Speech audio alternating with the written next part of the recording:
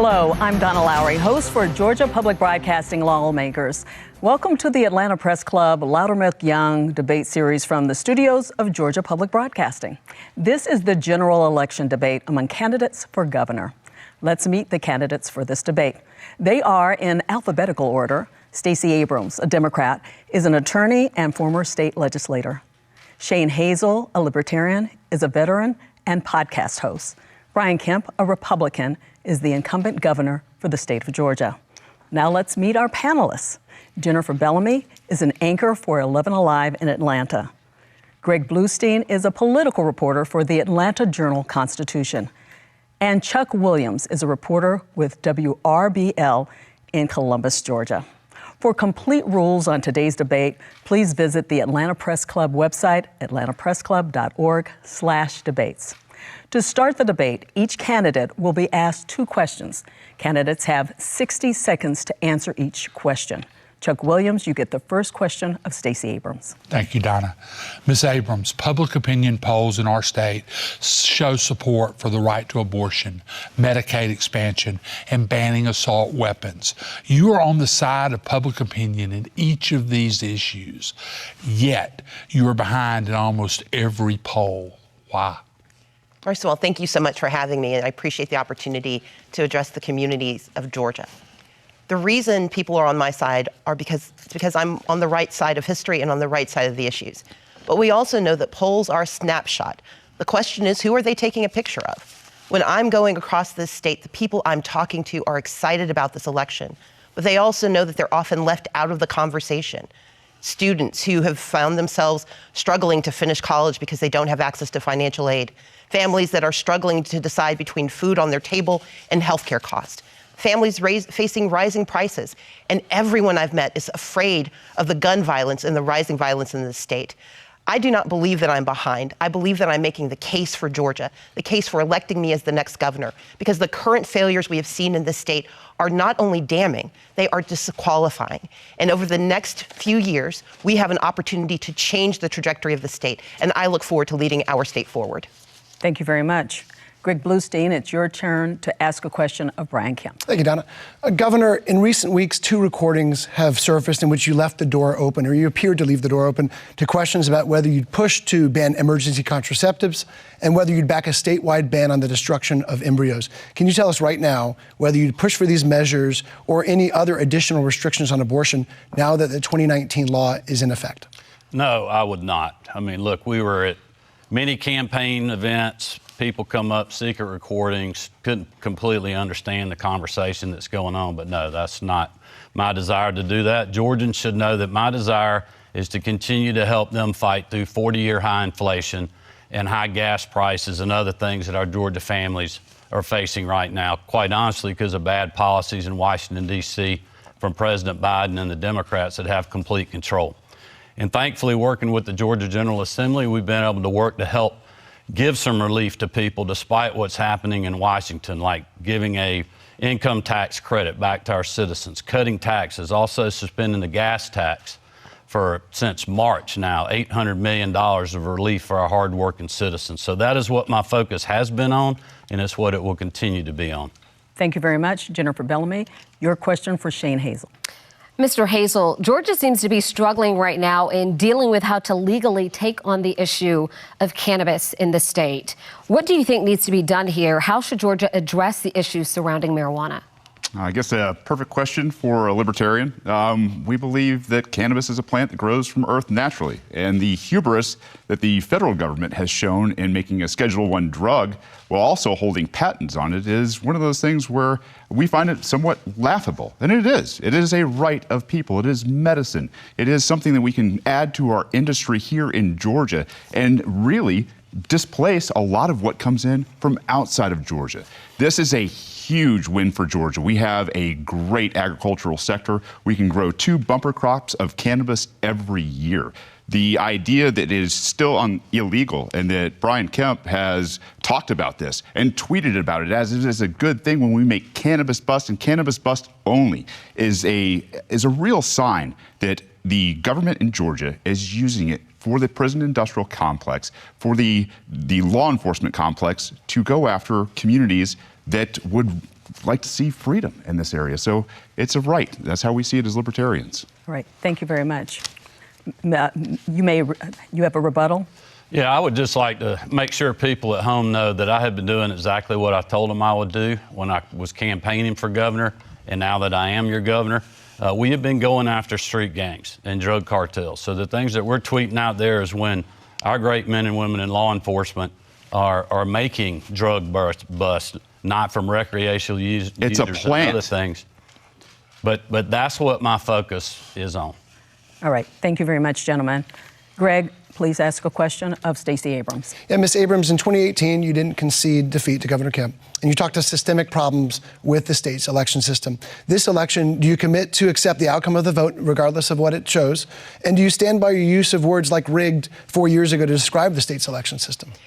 In 2018, I began my speech on November 16th acknowledging that Governor Kemp had won the election. I then proceeded to lay out in grave detail the challenges faced by voters under his leadership as Secretary of State, including the 10+2 who were arrested in Quitman, Georgia, because they had the temerity to use absentee ballots. I told the story of students who were denied access to the right to vote, even though they had duly registered. 80,000 complaints had come in by that day, and it took 4 years of federal investigation in a lawsuit that was the longest running voting rights lawsuit in the state's in recent history that proved us right. Now, we didn't win every single claim, but we forced massive changes to the election laws. And unfortunately, Brian Kemp and Brad Raffensperger have decided to restore their greatest hits. Just today, a homeless woman was denied the right to vote in Forsyth County because she did not receive a provisional ballot because she had been challenged.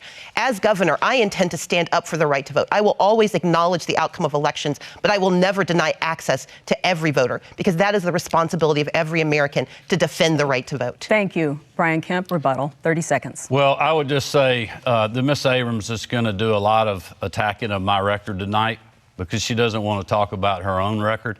In 2018, in the governor's race, we had the largest African-American turnout in the country. She said that Senate Bill 202, our Recent Elections Integrity Act, what we passed 2 years ago, would be suppressive in Jim Crow 2.0. Just this past May in our primaries, we again had record turnout in the Republican primary and the Democratic primary. In Georgia, it's easy to vote and hard to cheat.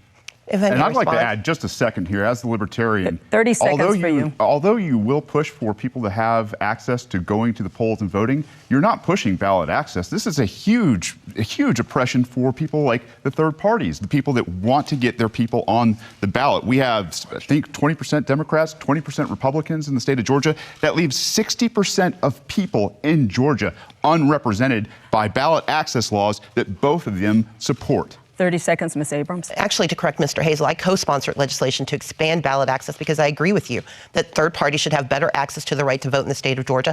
I co-sponsored it with one of our independents in the state legislature. But let's be clear about ballot access and voter access. Brian Kemp was the Secretary of State, and he has assiduously denied access to the right to vote.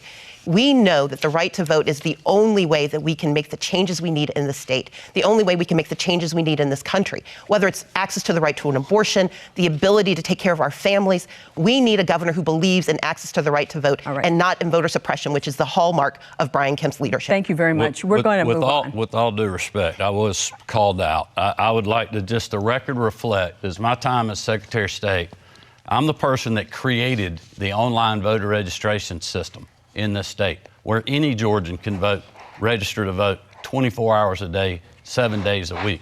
So for someone to say that we have been suppressive in our state when we've seen turnout increase over the years, including with minorities like African Americans, Latinos, and others, is simply not true.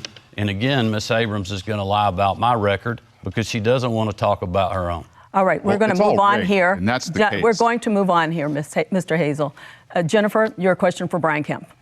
Governor Kemp, several hospitals and medical centers across the state have announced or gone through with plans to close their doors, leaving a gap in care and a reduction in services at a time when our healthcare workers are already suffering from burnout, from increased demand and workloads. Many are now facing care that will be delayed or unavailable, while our state's capital will soon have only one level 1 trauma center.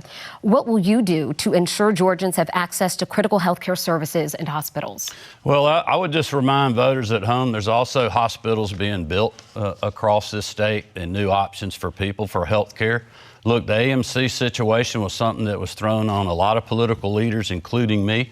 But instead of complaining about it and doing the blame game, I went and worked with Fulton County, with DeKalb County, with Democrats to come up with a solution that put state resources into Grady to help make sure people have the access and the care that they need in our state. And I'm committed to continuing to do that in the future. All right. Shane, I'm sorry. Chuck, you get the final question to Shane Hazel. Thank you. Mr. Hazel, you ran for Congress in 2018. That was just 4 years ago. You ran as a Republican. You got less than 30% of the vote in the Republican primary. What happened between then and now that made you a libertarian? Oh, I actually came back to my roots as a libertarian. We believe in freedom. We saw what the Republican Party was. We saw what the Democratic Party was. They are force and coercion. No matter what they talk about, it's force and coercion. Whether it's certificate of need for hospitals, whether it is taking guns away from law-abiding citizens, it is always force and coercion at the point of a gun from the Democrats and Republicans. To look at life through consent, the eyes that, hey, we can all have transactions. We do it every day in the private sector. 99.9% of us go throughout our day without raping people, without murdering people, without pointing guns at people to take their property. That is not what the government does under Republicans and Democrats, period. That's how I became a libertarian. This is why we're going to send this thing into a runoff. And if people were really looking for something to change, you'd vote libertarian. You'd send a message to both of these parties, because one of these people will most likely be the executive in a rigged system, that you want to be more free. Thank you. That concludes the first round of the debate. The candidates will now ask a question to each of their opponents. Candidates will have 30 seconds to ask the question, 60 seconds to respond, and the candidate who asks the questions will have 30 seconds for rebuttal. By random selection, Brian Kemp, you may ask the first question to Stacey Abrams. Well, thank you very much. As many people know, I have over 100 sheriffs endorsing my campaign, several of which are Democrats. And my question for Ms. Abrams tonight is how many sheriffs statewide have publicly endorsed your campaign? Mr. Kemp, what you are attempting to do is continue the lie that you've told so many times. I think you believe it's the truth. I support law enforcement and did so for 11 years, worked closely with the Sheriff's Association. I'm probably the only person standing here who's ever actually written a SOP for a police department when I was working for the city of Atlanta. But I have two brothers, one who has committed crimes, and I want his victims to be able to call the police and get the help they need, and I've always supported that right. But I have another brother who has faced being pulled over for driving while black when he was coming back from his job as a social worker. Unlike you, I don't have the luxury of relying on slogans to describe my position on public safety. I believe that we need safety and justice because I love both of my brothers. And like most Georgians, I lead a complicated life where we need access to help, but we also need to know that we are safe from racial violence. While you may not have had that experience, too many people I know have, and that is why I will always stand up for making certain that safety and justice are the conversations we're having in Georgia and the delivery we have as the next governor of Georgia. Thank you. 30 seconds, Mr. Kemp. Well, I would just tell people that, look, I support safety and justice, but Ms. Abrams refused to answer the question, so I'll let you know that the answer is 0. No sheriffs are endorsing her statewide because of her stances on wanting to defund the police, eliminate cash bail, and serving on the boards of organizations like the Margaret Casey Foundation that supports and gives grants to organizations that are promoting the defund the police movement. If I may respond, because he actually lied there. Yes, 30 I do seconds. have the support of sheriffs, but unlike Mr. Kemp, I do not make it my plan to list every person who supports me. I have the support of sheriffs. I have the support of advocates. I have the support of victims. I have the support of those who want to be treated fairly in our system.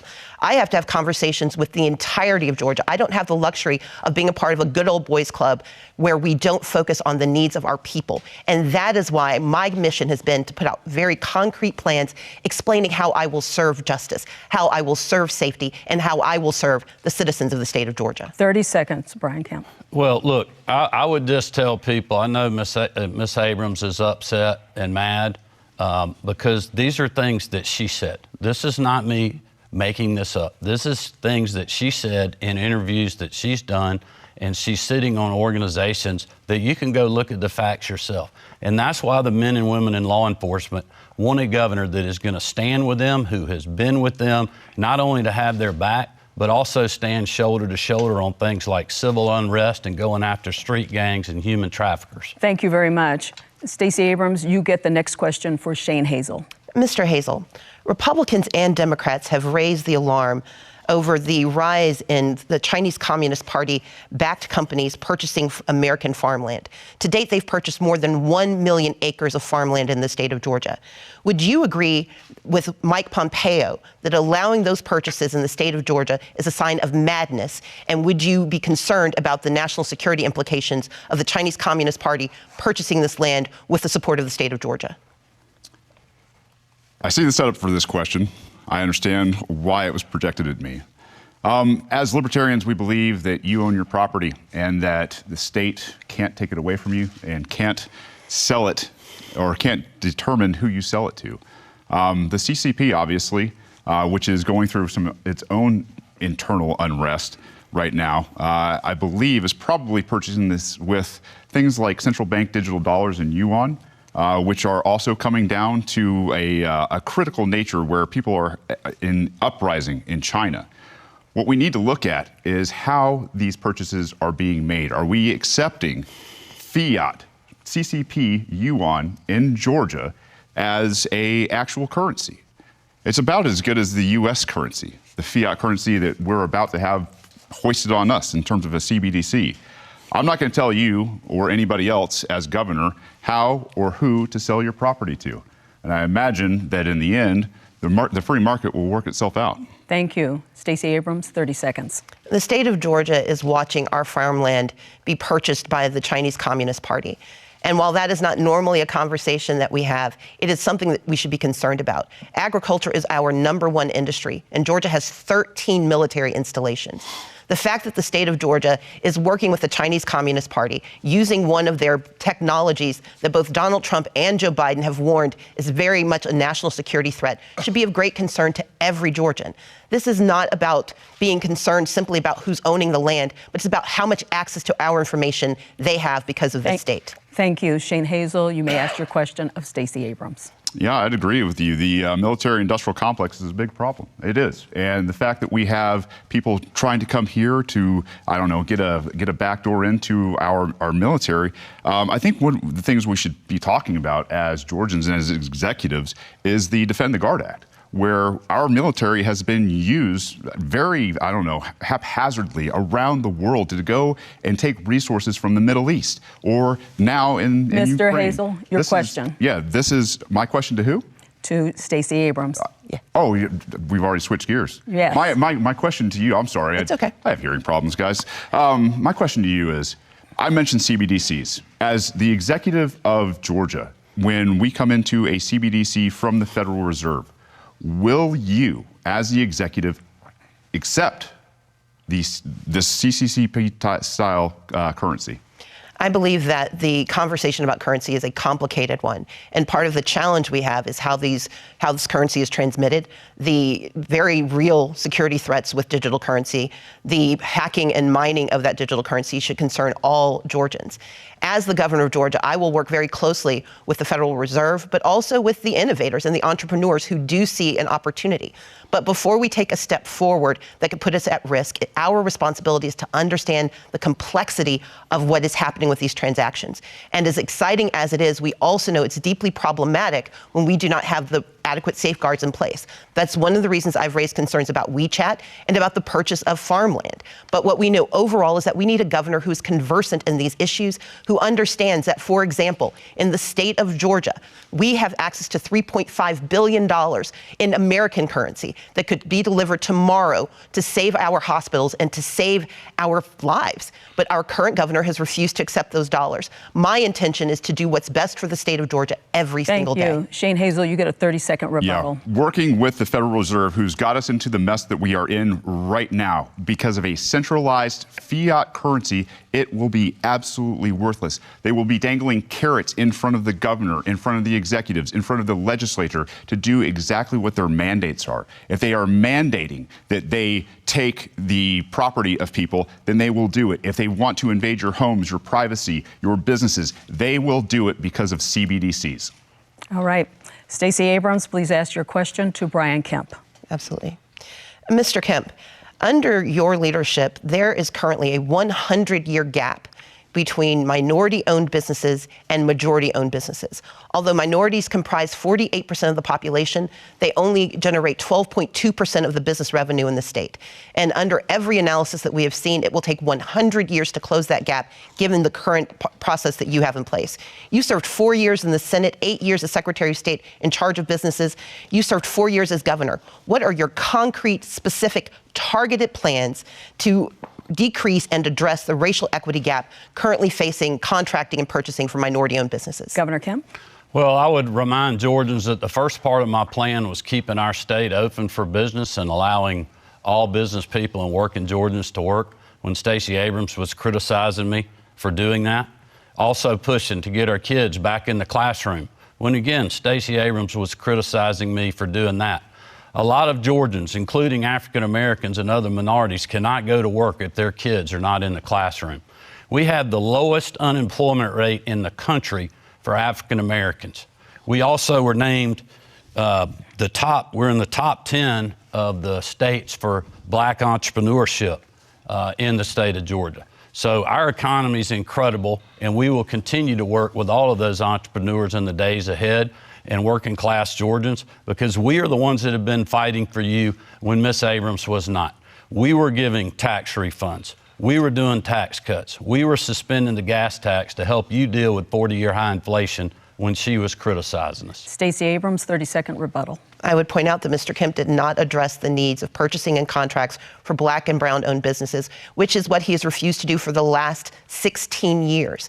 We know that $10.9 billion has been delivered to the state of Georgia through 2 recent acts at the congressional level. And Brian Kemp does not have a plan for making certain that people of color have access to those contracts, access to purchasing. It was only in July of this year that he finally acknowledged that there might be a problem. He has said that we need to study it. I would tell him, just cheat off of my paper. I know the answer. We need a governor who actually believes in equity, racial equity, economic equity in the state of Georgia, and I will deliver. Thank you. Shane Hazel, please ask your question to Brian Kemp. Brian, in 2020, on April 2nd, you locked down Georgia, threatening peaceful people with force and coercion. You called people in Georgia non-essential, and it killed millions of jobs. You bent the knee to big pharma and pushed a vaccine that was untested on people, and it has killed people. They have lost their loved ones. You've allowed bureaucracy to invade our businesses. And then you had the audacity to brag about record tax revenue. You want to say sorry to anybody? So is that a question, or? That is a question. Do you want to say sorry to anybody? Well, look, I'll be glad to talk about my record, because obviously Mr. Hazel is gravely mistaken. If you look at the executive orders that I signed, we said every business in Georgia was essential.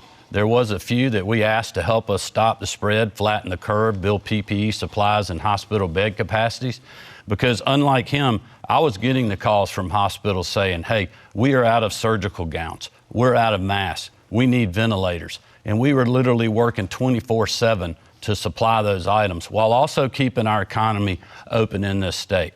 And as you know, I was the first state to open the small parts that we asked to close, and our recovery's been as good as any state in the country.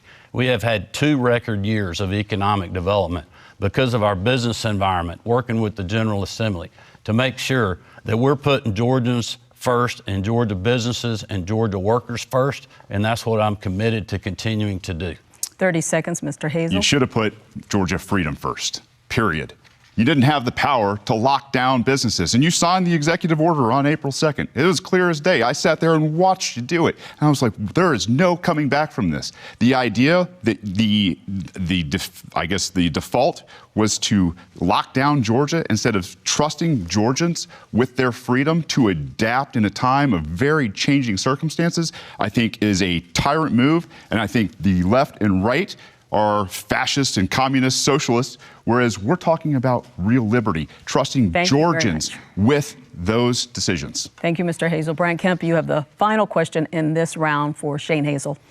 Well, I would just ask Mr. Hazel if he supports the things that we have done, because we were open and Georgians were working and we've had excess revenue. So instead of doing big government... That's our tax money. Okay. Yeah, no, I don't support it, because Your here's the thing is, when we get to that point, when we talk about what you're doing... I was fixing to ask my finish your question. Please go ahead. I would just say, do you support the tax cuts we've done, returning $1 billion of taxpayer money and suspending the gas tax for Georgians to help fight through 40-year high inflation and bad domestic energy policy? Georgia, I hope you hear me when I say libertarians think taxation is theft. It's your money. It's your property. Yeah. You should be able to determine what you do with it. I don't support the fact that you haven't ended qualified immunity. I don't support the fact that you haven't ended civil asset forfeiture. I don't support the fact that you haven't ended the drug war. You haven't ended nonviolent crime. You haven't ended cash bail. You haven't ended no-knock raids. You haven't implemented community review boards. And you haven't banned blacked-out cop cars that go after people for more money. It's ridiculous. De-escalation by the executive to leave peaceful people alone in the state of Georgia. That's my message to both of you, to everybody in the state who wears a badge. Stop going after peaceful people. Mr. Kemp, 30-second rebuttal. Well, that's simply not true. As Georgians know, I have followed the laws and the Constitution of this state. And I ran on going after criminal street gangs because I knew there was an issue in our state when other people wouldn't even talk about it and the media wouldn't acknowledge it. And you look at the amount of fentanyl that's coming across the southern border because of bad border policies from this administration. Every governor in the country is having to deal with that. So yes, I'm going to go after bad people that are selling bad drugs and killing our children and our other citizens. The free market way to do that would be to allow cannabis and psilocybin to handle the mental health issues. Okay, well, I wasn't talking about cannabis. I was talking about deadly fentanyl. Stop busting them then. Gentlemen, we're going to move on. That concludes our second round. For those just joining us, this is the general election debate between candidates for governor. We will now go back to the panel to ask questions to the candidate of their choice until we run out of time. As a point of moderator privilege, I may also ask questions of the candidates, and I will determine when a rebuttal is appropriate. And I'm going to use that moderator privilege right away to ask some education questions. Mr. Kemp, if reelected, you've said you'll push for $65 million dedicated to fighting pandemic learning loss, hiring more counselors, and recruiting teachers to fill shortages. How do you respond to those who say you should have prioritized those academic-related issues over laws dealing with divisive concepts, parental laws, and obscene books in the past legislative session? Even those who were pushing for those laws in the end say they don't have much teeth. Well, look, we have been pushing for those things. You can talk to school superintendents around the state. We have worked with them really over the last year and a half, 2 years on learning loss. We've been working with our superintendents and other education groups. We've passed 2 different pieces of legislation dealing with the teacher pipeline, which is getting more teachers into the system. Our plan is working with higher education, including our HBCUs and others, to make sure we're getting more of the right people and more of them in the classroom to help mentor our children. This is really just the next step in the process. We are funding K through 12 education in this state more than we ever have per pupil, ever. And that's coming off a recession during the middle of a global pandemic. This includes my promised teacher pay raise of $5,000 that we completed in my first full term, despite having to deal with 2 years of a global pandemic and a recession. So I think it's incredible what we've been doing, but make no mistake, we have more work to do, and I'm committed to doing that. Thank you. Shane Hazel, would you tell us your education plan? Yeah, it's to put it in the hands of the private sector. The government education system that came from Prussia in the 1700s has obviously failed Americans. We don't understand economics. We don't understand our civil culture. We don't understand a whole lot about what goes on behind the scenes in politics. The idea that we want to privatize everything as libertarians is good for education. Think about Walmart having a monopoly on force to teach your children. It's insane. The idea that we do this with a government has side effects. We see them on a daily basis. We need to get government out of education. We need to allow parents to seek out the best education for their kids. And we also believe that they have the responsibility to do so. So to help fix this nation, start here in Georgia, is get the government and the admin out of the classroom and get it out of our lives. Thank you. Ms. Abrams, in education, you propose a boost in teachers' pay, more state-paid preschool slots for lower-income children and their families, and more. If you win the governor's race, you'll likely have Republican majorities in both chambers. Given what we know about partisan divisions, how will you get your education proposals passed and funded? So let's begin with what my proposals are. Georgia is sitting on a $6.6 billion surplus. That's money that we have after we've paid every bill, after we've put 15% aside for a rainy day fund. That is money that after we've accounted for increases in population. And I want to invest it in our children and in our families, beginning with making certain that we have pre-K slots. We have 4-year-olds on a waiting list. I've never met a 4-year-old who waits to turn 5.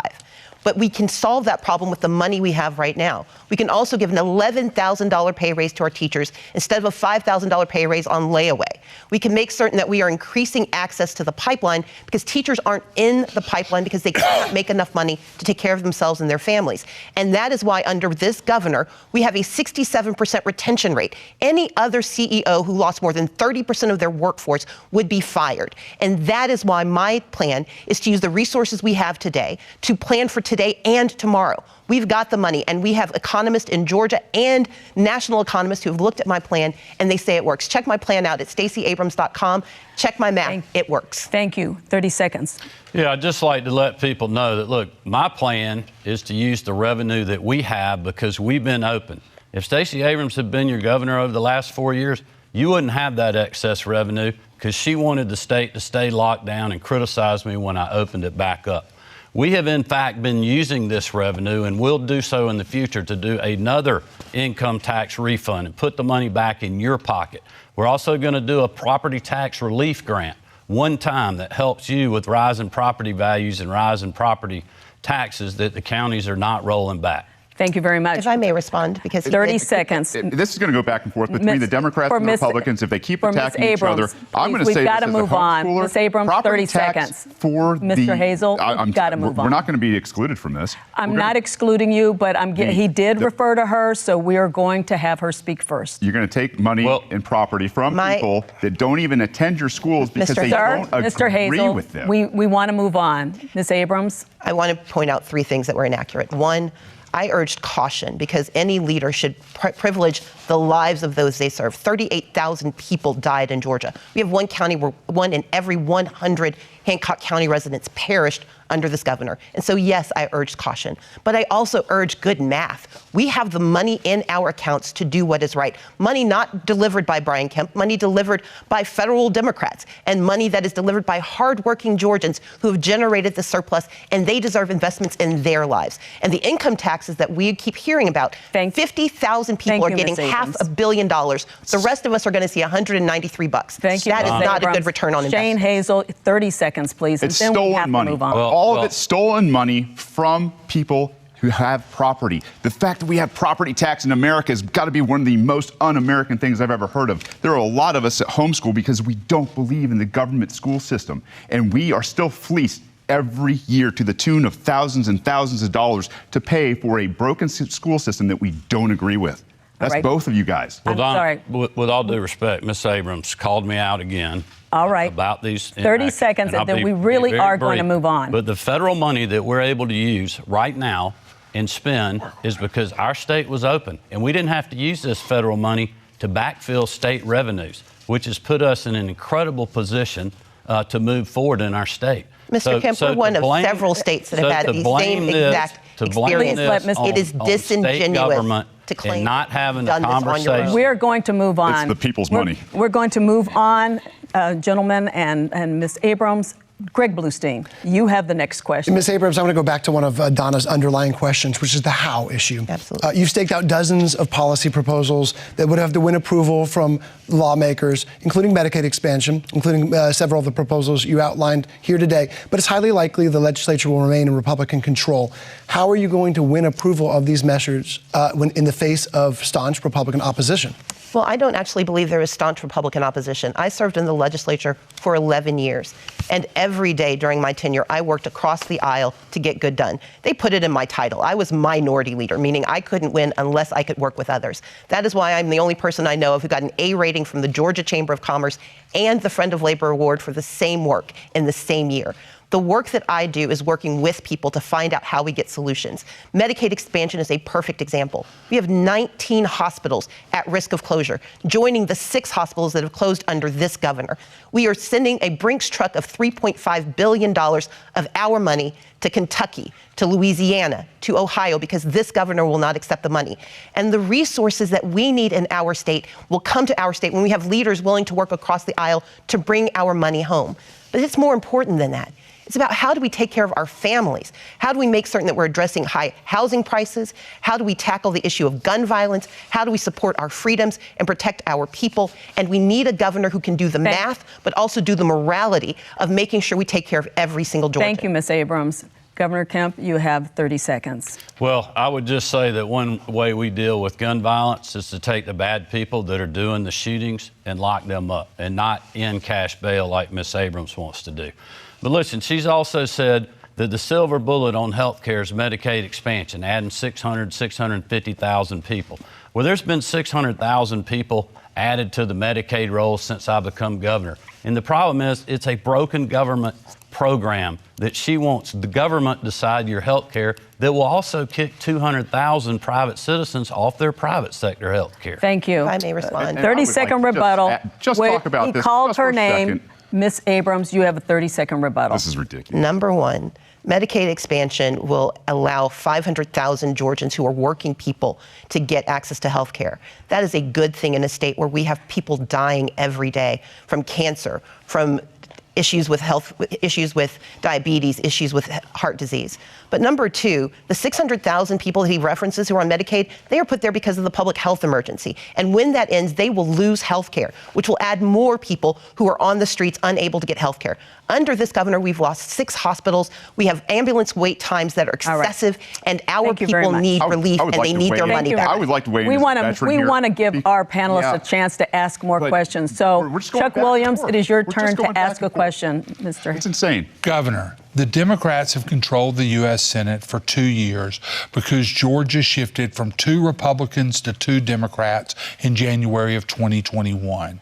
One of those seats was held by Kelly Loeffler, a person you appointed to that post. She then lost to Senator Warnock. Do you wish you had made a different choice when you selected Kelly Loeffler? Well, no, not at all. I mean, I was excited about her candidacy. I know she worked extremely hard.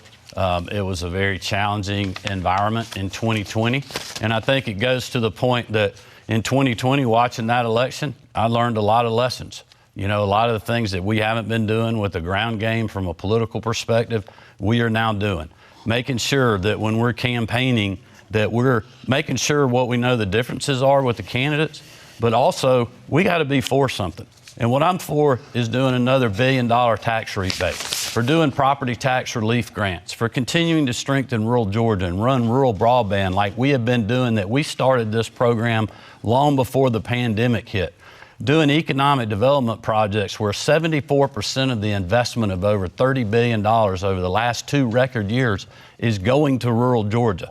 Over half the 80,000 jobs that are going with those projects outside the 10 metro counties in rural Georgia. And I'm committed to doing that in the future. Mr. Hazel, if you would like to have 30 seconds, you may. Thank you very much. The state of Georgia needs a governor who understands econ. The $200 trillion of unfunded liability in this country, as a veteran, understanding that we have a veterans health care system that is in shambles. They treat you as a liability, and they will throw pills at you every chance they get. They won't actually address your health. There is no way on earth we're going to expand that to the rest of the 99% of the country. It's a fairy tale, and it doesn't exist. That's why the economy is collapsing, because they continue to print trillions and trillions of dollars and hike interest rates at the same time. Thank you very Policies much. like that are going to do the same. Thank you. Jennifer Bellamy, it's your turn to ask a question. This question is for each of you. What do you see as the biggest challenge facing Georgia and Georgians, and how do you think it should be addressed? What will you do as governor to address that challenge? Let's start with you, Stacey Abrams. Gang crime is up. Gun violence is up. Housing prices have skyrocketed. Equity investors have purchased 30% of the homes in the state of Georgia. We have 1.4 million people without health insurance who cannot see a doctor when they need one. We live in a state of fear. And this is a governor who, for the last 4 years, has beat his chest but delivered very little for most Georgians. He has weakened gun laws and flooded our streets. He has weakened our privacy rights and women's rights. He has denied women the access to reproductive care. The most dangerous thing facing Georgia is 4 more years of Brian Kemp. We need a governor who actually understands the math and the morality. We need to understand that, yes, we have veterans, like Mr. Hazel pointed out, who can't get access to health care, in part because they're not fully covered by VA benefits and will only get health insurance if we expand Medicaid. We have seniors who are being forced out of their homes because this governor refuses to address the issue of housing crises. In fact, he told an audience that he didn't want to upset investors by giving local authorities control over housing prices, letting them address the issues. We need a governor who will do more for more Georgians. I want to give each one of them a chance to answer Jennifer's question. Shane Hazel. The biggest problem facing us is the economy. But to quote the great Rothbard, the man who puts all the guns and all of the decision-making power into the hands of a central government and then says, limit yourself, is he truly the impractical utopian? The idea that the economy isn't the biggest problem that we have in Georgia is because people don't understand economics. These guys don't understand economics from Republicans or Democrats, or else we wouldn't be in the hole that we're in terms of trillions and trillions of dollars. What we need to do is get back to basics, Austrian economics, where we get rid of this cancer that has invaded every transaction that we have through a fiat currency system, creating freedom for everybody in Georgia is the default position. Not more government, not more programs, not more policies, not more point at the barrel of a gun, force and coercion. It is freedom. All right. Brian Kemp, your answer to the question. Well, I'll first, since I didn't get a rebuttal after being called out, would just let Georgians know again that my record's being attacked because Ms. Abrams doesn't want to talk about her own record. If you look at what the state of Georgia and our First Lady, Marty Kemp, has done to raise the awareness on ending human trafficking, going after the perpetrators and supporting the victim, as well as us working with the General Assembly to give Medicaid benefits to birthing mothers up to a year after having that child and other things, shows you our state that we value life and that we care. But in the future, my focus is going to be what it was when I opened the debate. And that is helping you fight through 40-year high inflation and disastrous policies in Washington, D.C. I would remind you that Stacey Abrams campaigned to be Joe Biden's running mate. She supports these policies that have raised taxes on hardworking Americans and Georgians when they promised they would not. We're working with the General Assembly to help you fight through that by suspending the gas tax and giving your money back Thank you put very in your much. pocket. Thank you very much. Greg, your next question. Governor, I want to stay with you and talk about something that just came up in the last exchange a little bit. Earlier today, you rolled out a new public safety plan that offers a crackdown, promotes a crackdown on criminal offenses. What it doesn't specifically address is gun violence. Your critics say that your permissive gun policies will only lead to more crime. What do you propose you will do in a second term if you're reelected to address gun-related crimes? Well, again, we're going after the people that are doing these gun-related crimes. I mean, and that's what we're doing, going after street gangs in this regard. You know, during the pandemic, when I was talking to people about how we were responding and what we were dealing with, I was hearing from educators and athletic directors and other people saying, Governor, we got to get our kids back in the classroom because we're losing them.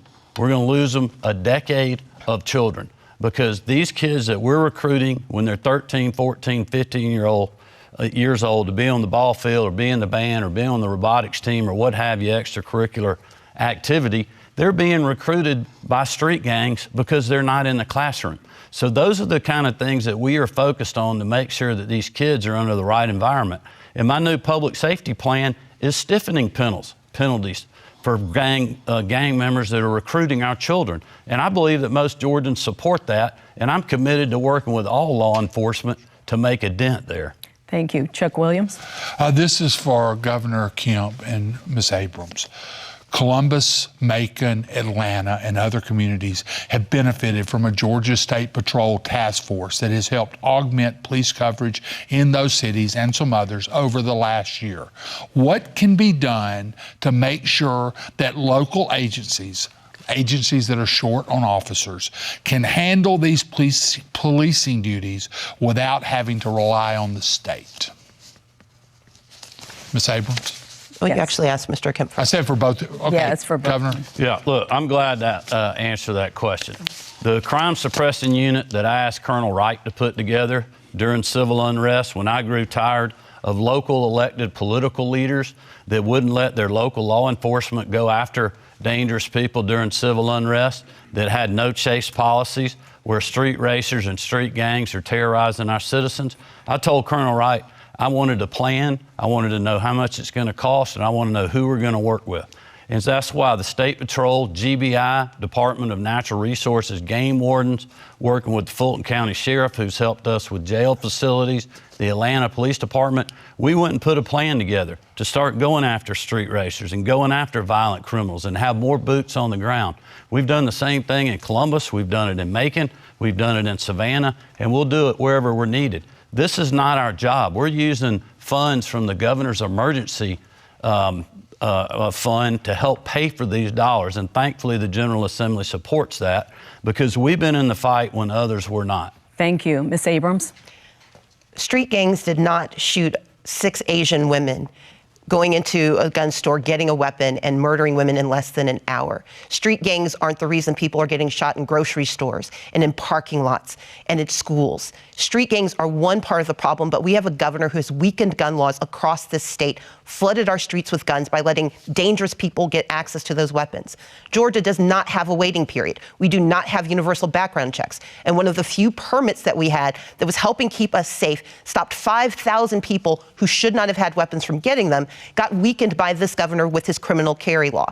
As the next governor, my intention would be to actually give the people who do 90% of law enforcement the support they need. We know that they have asked for at least $136 million so they can recruit and retain officers. I am the only candidate who's put in place a plan for at least $25 million in grants, not loans, to go to these local law enforcement officers so they can recruit and retain officers so that their officers aren't working 2 or 3 jobs simply to make ends meet. Thank you. Before your rebuttal, Governor Kemp, Shane Hazel, Thank you may very much. respond to this question. You keep going back to guns, Stacey, and I think it's going to be your undoing here in Georgia. Georgia, we're going to have less and less gun laws, whether it's under Republicans or Libertarians. Libertarians don't believe in any gun laws. We believe that you know how to best protect you and your property. And the biggest mass murderer in history is government. It's not private citizens. Most private citizens, like I said before, go throughout their day without doing any harm to anybody. However, the people in the government with all of the guns still go after people with a badge when they shouldn't have to. In Holly Springs, Georgia, I introduced the Helios Initiative, where we got rid of civil asset forfeiture. It was a one-page bill through decentralization, nullification, using the Constitution that made the officers in Holly Springs safer because they don't have to go out there and they don't have to harass people of color while driving while black. They don't have to go out there and look for drugs. They don't have to go out there and do any of these things because civil asset forfeiture is also the government stealing more than criminals, hardened criminals, from anybody and everybody in the state of Georgia. Thank you. Governor Kemp, 30 seconds. Well, thank you. I would just let people at home know the largest, fastest growing segment of the population that's buying handguns and firearms is African Americans and females. You know why? because the criminals are the only ones that do have the guns. You have local governments that are holding up concealed weapon permits that are keeping law-abiding citizens from being able to simply use their Second Amendment right to protect themselves and their property and their families. I will certainly support that. Thank you. Mr. Hazel, may I respond? Yes, 30 seconds. Let's be clear. I believe that we can protect the Second Amendment and protect second graders at the exact same time. That means that, yes, more people are buying guns, but that's because they think that's the only way to protect themselves because guns have flooded our streets. These are communities that want to be safe. They don't want to have to carry weapons. I know how to shoot. My great-grandmother taught me. But I know that the person who is most responsible is the person who holds the weapon. And that is why I will quote Ronald Reagan, trust but verify. And because of the criminal carry law that Brian Kemp signed into law, there is no longer a background check for those who have concealed carry permits. That makes all of us less safe. How are you going to take the guns? Don, if I could respond. How is she going to take the guns? That's a great really question. want to move on. Well, there is a federal background check. There's a federal background check on every individual that buys a firearm in the United States of America. Which shouldn't exist either. That is not true, well, the point, Mr. Kemp, that's not true. I understand the point you're making, but the point is, when you buy a firearm, you get a background check. Mr. Kemp, none of the laws More changed. Mr. Kemp, if you purchase a weapon in Georgia through a gun sale or a private sale, through a gun show or a private sale, you are not subject to that. We're going to have to move on. Interrupted you tonight. I apologize. Candidates, we have to move on. I'm going to allow Jennifer to ask, what's going to be the final question in this round?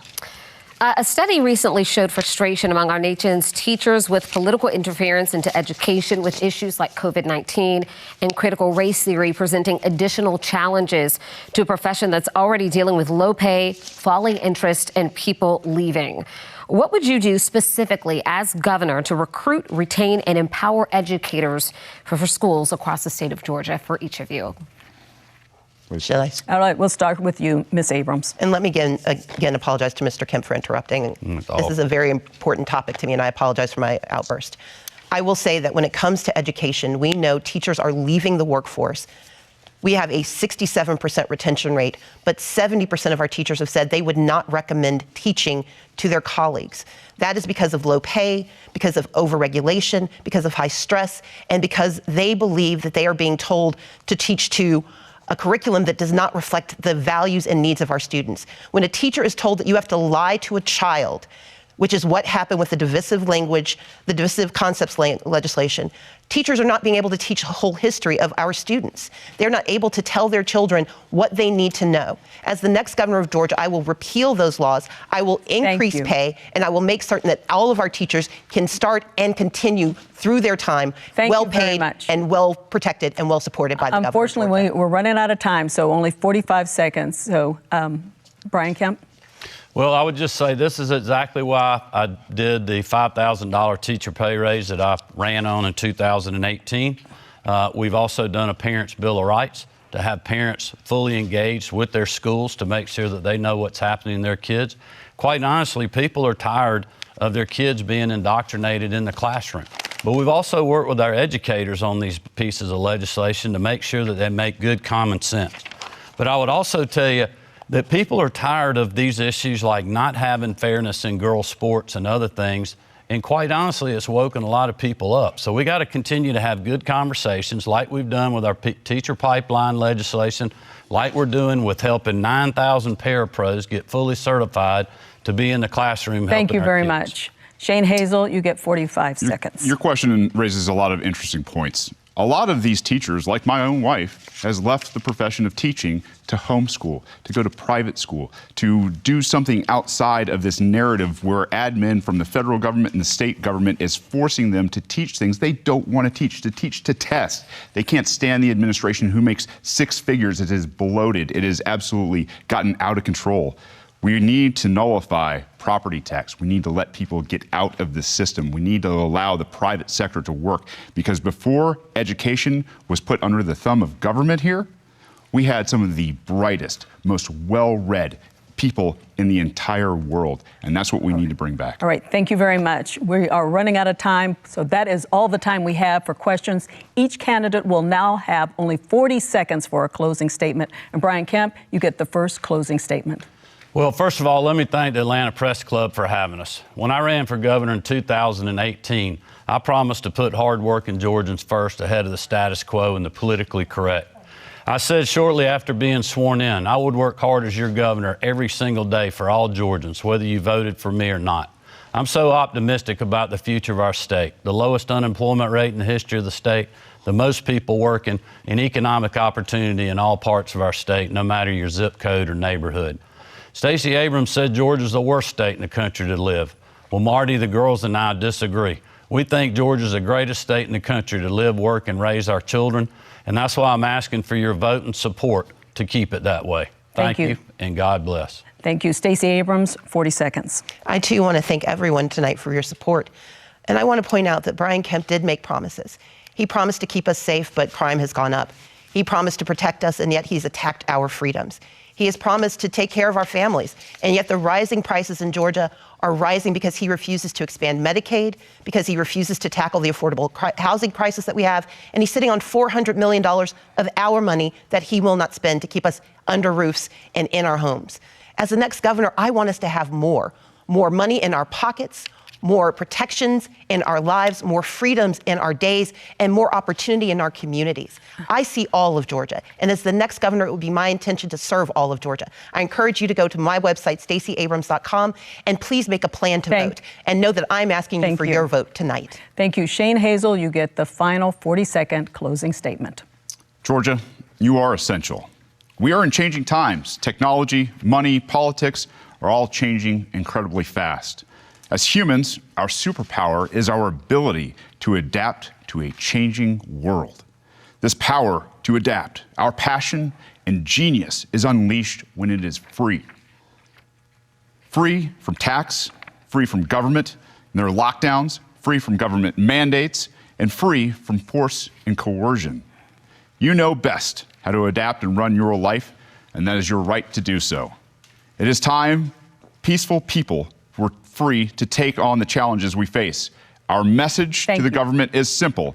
It's time to leave peaceful people alone. If you believe the government is so damn essential, we have to go. I'm sorry. Stop robbing us at the point of a gun and compete with That concludes our debate. We'd like to remind voters that Election Day is Tuesday, November 8th, and early voting has already begun. Our thanks to the candidates and to our panel of journalists. We'd also like to thank the Atlanta Press Club for arranging today's debate. For more information about the debates they will host this election season, visit atlantapressclub.org/debates. I'm Donna Lowry. Thanks for joining us for the Atlanta Press Club debates.